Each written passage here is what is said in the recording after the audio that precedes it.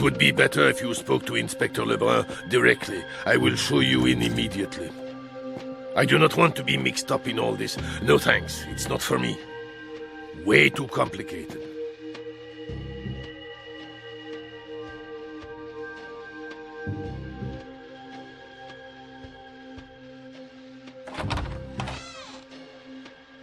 Ah, Mr. McPherson, I was just thinking about you. Good to see you again. Have you brought me any more culprits?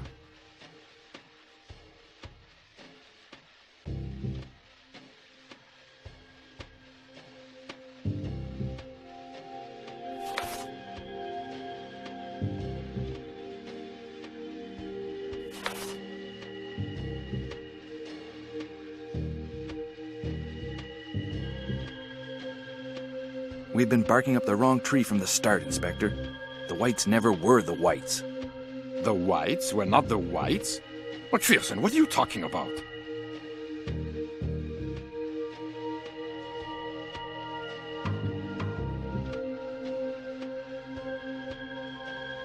Ruby and Regis are not the real names of the Orphée victims.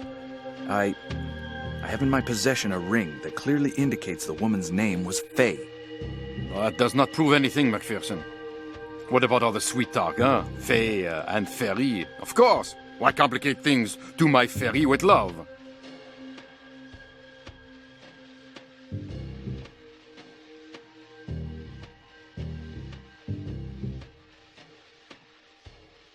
A letter.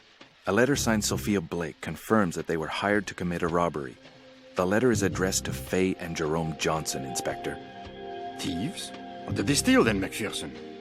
We did not find anything in their room, and moreover, no one has brought up charges. Explain that.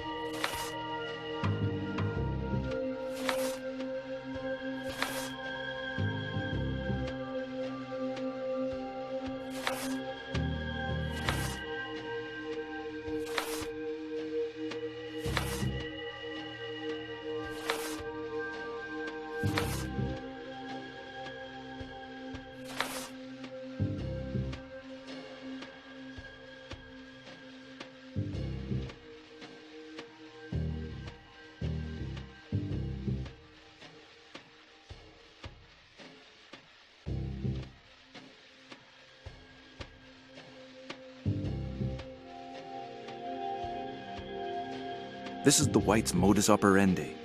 They move to Paris under an assumed name, Eaton. They steal an object, the head of Baphomet. Then they seek refuge at the Orphée under a new identity, the Whites. And they make their delivery. This object, the head of Baphomet, is it valuable?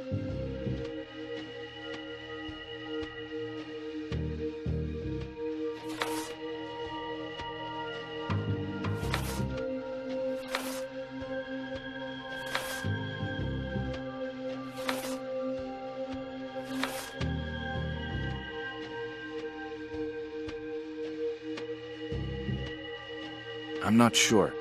I doubt you can put a monetary value on it. Right. Listen, McPherson. I will check all this out. If you find anything else, come and see me again.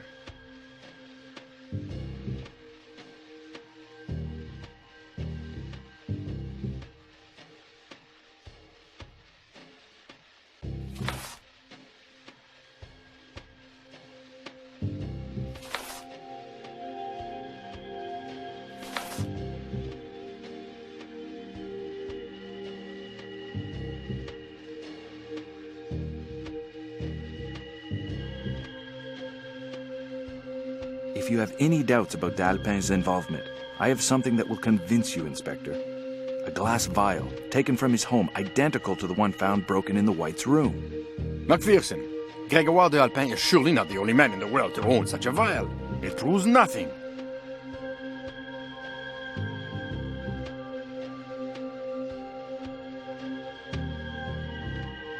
Stop protecting d'Alpin. He's the only man in Paris who can obtain these vials. The only one capable of putting this gas inside them. The purple gas he uses to put his victims to sleep. Leave the vial with me. I will have it examined. Here you are. Thank you, Macpherson.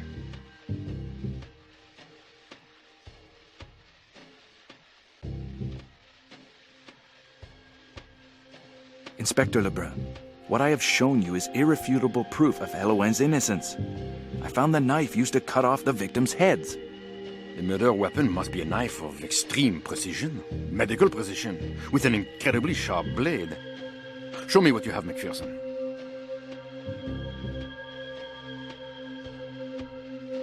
This is the murder weapon, just as I found it at Gregoire d'Alpin's home. A Liston knife, used by doctors for amputations. With a single movement, you can remove a limb. Impressive. I will see what we can learn from this. Thank you, Mr. Macpherson.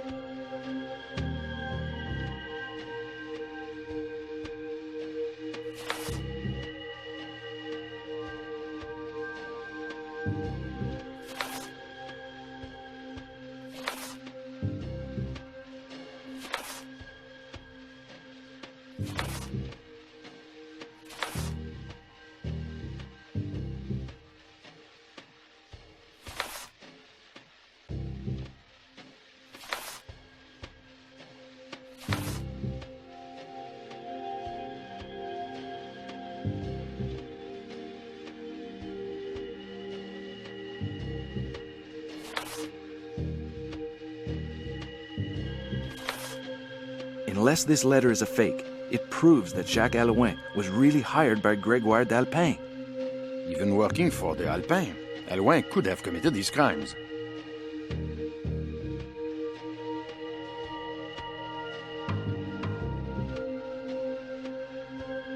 D'Alpin. D'Alpin is dead. He's been dead for over a week. What are you talking about? If anything happens to Mr. d'Alpin, I assure you heads will roll. D'Alpin looks to have died peacefully of old age. Nothing like the other murders. I have a photo here. See for yourself. Even if Mr. d'Alpin had died of natural causes, it would not prove Elouin's innocence, Macpherson. Quite the contrary.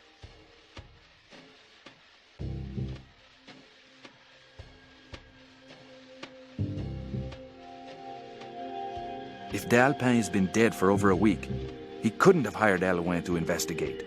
Do you not see, Inspector? Somebody else hired Elouin. And I suppose you're going to tell me who this mysterious person is, Mr. Macpherson.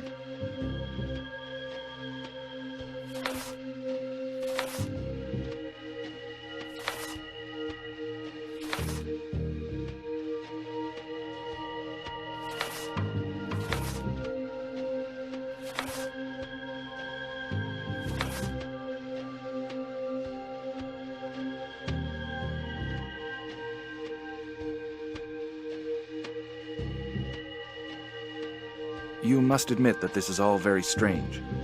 Have you considered questioning d'Alpin? I would have to check with Monsieur d'Alpin. I can't tell you more, Macpherson.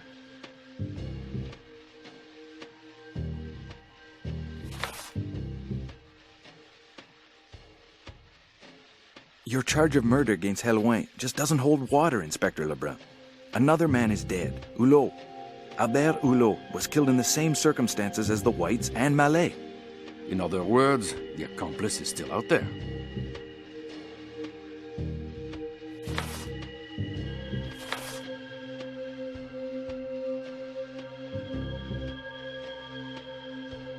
But Inspector, Elouin and Hulot never met. He had no motive for killing him. Elouin had never met the Whites, but he killed them nonetheless. Albert Hulot was probably another embarrassing witness.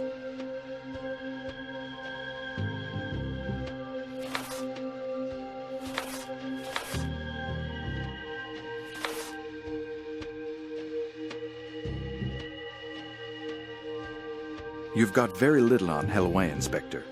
Unless you have further evidence, your culprit will soon be a free man, cleared of all suspicion. I have some solid witnesses, and moreover, a very accurate witness sketch. Thank you.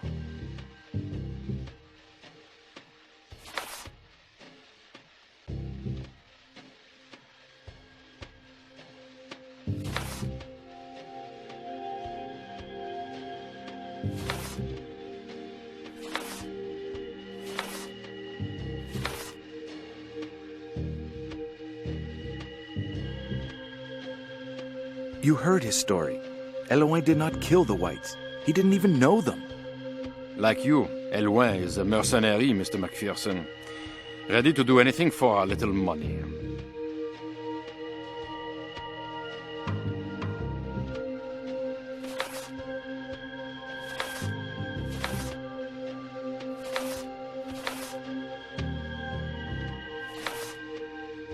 I continue to doubt his guilt. You're not a judge, Mr. McPherson. But if you think you can prove his innocence, go ahead.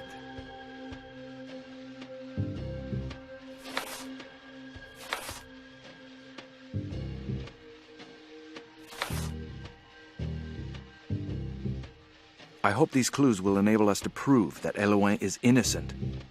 I will speak with Eloin, and we shall see.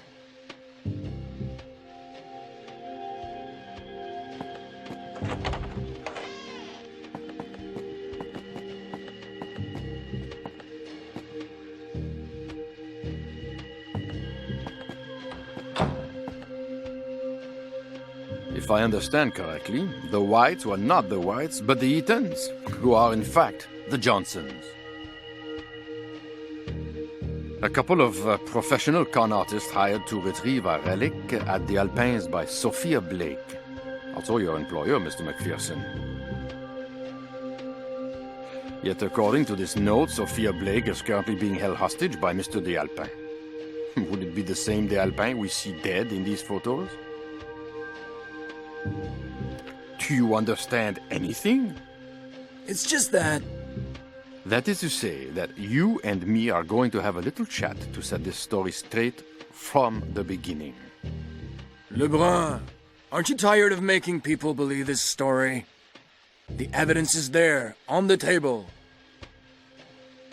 Sir, I advise you to go back to your paintbrushes and leave the authorities to do their job. Now, if you will excuse us... May I retrieve my documents? Consider these documents as facts, Mr. McPherson. And without facts, there is no proof. Yes, and there's the proof of my innocence, Lebrun. We shall see about that, Eloin. We shall see. Mr. McPherson, goodbye. Poor Eloin. I did what I could for him. The only thing I've got left now is my conscience. Me, Blake, and my conscience.